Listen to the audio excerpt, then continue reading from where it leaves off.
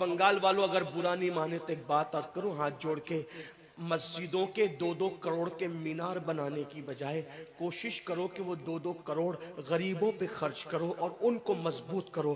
اگر ہماری قوم 10 سال میں مضبوط ہو گئی تو 2 نہیں بلکہ 10 کروڑ کے مینار ہم بنا سکیں گے۔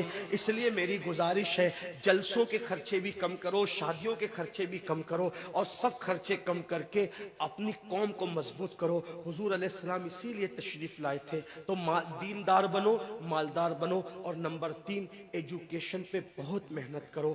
کوئی بھی جاہل نہ رہے، کوئی بھی ان پڑھ نہ رہے، خوب پڑھاؤ اپنے بچوں کو۔ 10ویں 12ویں تک کبھی مت رکنا، بلکہ اپنے بچوں کو IAS بناؤ، IPS بناؤ، ڈاکٹر بناؤ، انجینئر بناؤ۔ ڈاکٹر بھی BUMS والا مت بناؤ بلکہ MD اور اعلیٰ سے اعلیٰ ڈگری دلاؤ۔ اب آپ کہیں گے مولانا پیسے نہیں ہے، میں آپ سے کہتا ہوں ہر سال عید پہ نیا کپڑا نہ بنانا پڑے نہ بناؤ، دھلے ہوئے کپڑوں پہ عید کر لو، لیکن اپنے بچوں کی تعلیم پہ خرچہ کرو۔ اسی طریقے سے کسی اور جگہ پر پیسے لگانے کی بجائے 10 سال اگر ان 3 نکات پر آپ نے محنت کر دی، دیندار بنو، مالدار بنو اور ایجوکیشن کو عام کرو، ہر بندے کو پڑھا لکھا بناؤ۔ آپ کہیں گے مولانا نوکری نہیں ملتی، میں کہتا ہوں ہم نوکری کے لیے نہیں پڑھتے، ہم اچھا انسان بننے کے لیے پڑھتے ہیں۔ اس لیے کہ پڑھے لکھے کی تجارت میں ان پڑھ کی تجارت میں فرق ہے، پڑھے لکھے کی گفتگو میں ان پڑھ کی گفتگو میں فرق ہے، پڑھے لکھے کے اٹھنے بیٹھنے میں ان پڑھ کے اٹھنے بیٹھنے میں فرق ہے۔ دیکھو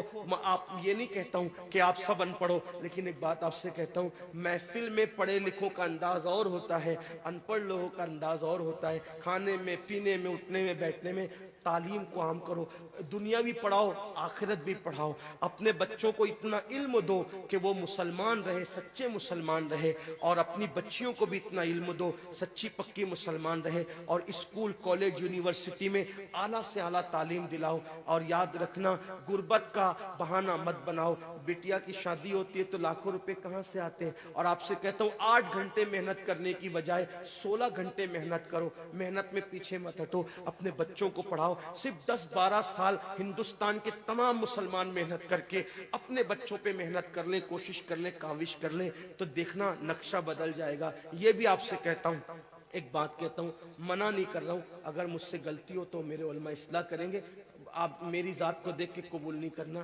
باپ کے چہلم پر 40 دیگ پکانے کی بجائے 1 دیگ پکاؤ، ان 40 دیگوں کا خرچہ بچا کر کسی بچے کی تعلیم پر اپنے باپ کے ایصال ثواب کے لیے خرچہ کر دو۔